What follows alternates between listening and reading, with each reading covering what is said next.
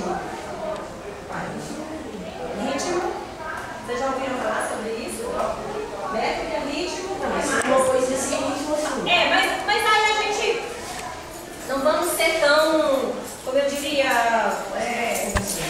formais com a poesia, porque esse, na verdade, eu pensei que era antes da semana de 22. Já ouviram falar da semana de 22?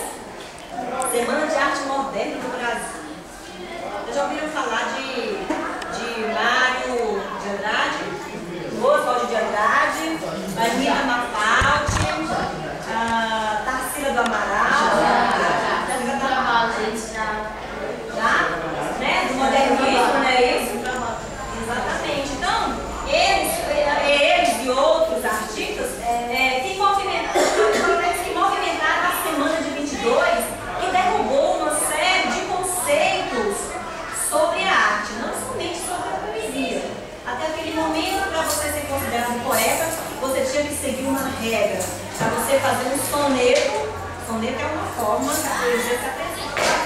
Você tinha que seguir aquela regra, aquela coisa parnasiana, normal, com um tanto de sílaba, né? Você tinha que ter uma fórmula para fazer a poesia.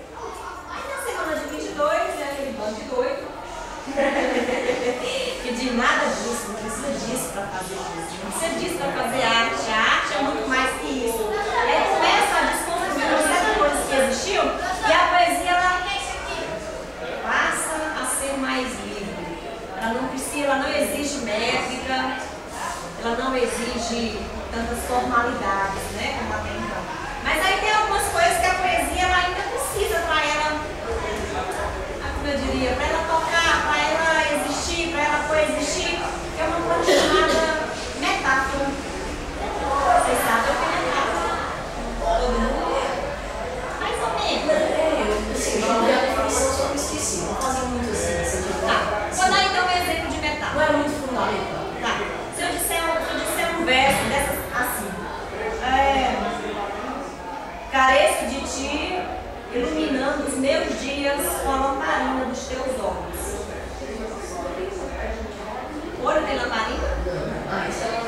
Então a metáfora que eu usei para dizer que eu preciso do amor do outro, que eu preciso que o outro ou a outra me guie, eu preciso do amor para que eu possa existir, né? Foi essa a forma que eu encontrei, foi dizer, eu preciso de ti para iluminar os meus dias com a lamparina dos teus olhos. A lamparina, no caso, foi a imagem que eu usei para definir a luminosidade, né, do olho da outra pessoa, da alma que eu preciso.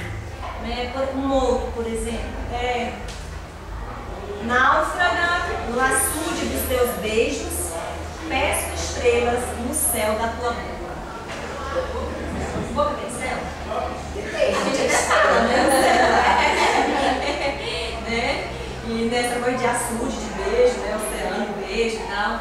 Então é a forma que o poeta encontra para dizer, para falar de coisas cotidianas sem ser tão óbvio, vamos dizer assim, né? Sem ser. Vou pegar aqui uma.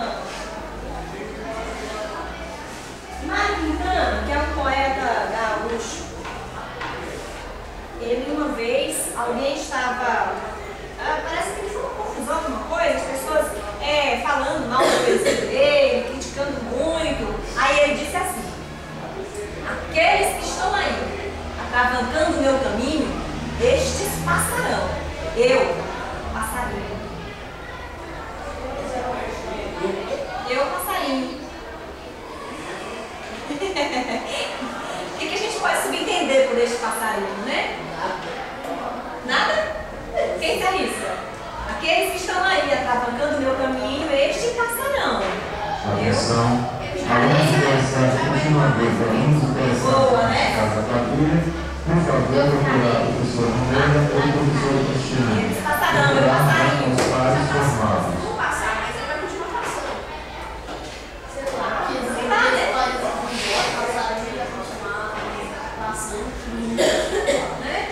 Então, e essa coisa da poesia, o sentido que ela tem para cada um de nós.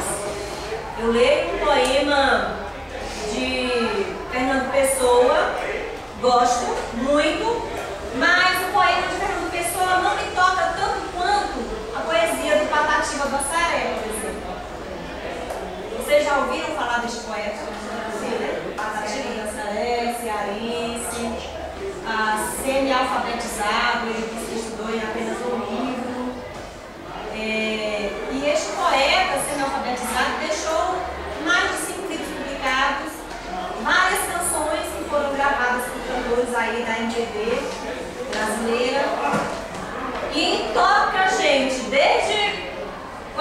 analfabeto lá da roça, que nunca viu uma carta de ABC, como ele chamava, até o doutor lá da faculdade, o PH Deus, né? O PH Deus. Então, só para quem ainda não ouviu, eu vou falar um poema dele aqui. Ele diz assim. Esse poema chama Maria Glória. Ele vai escrever a história de um amor que ele teve quando criança.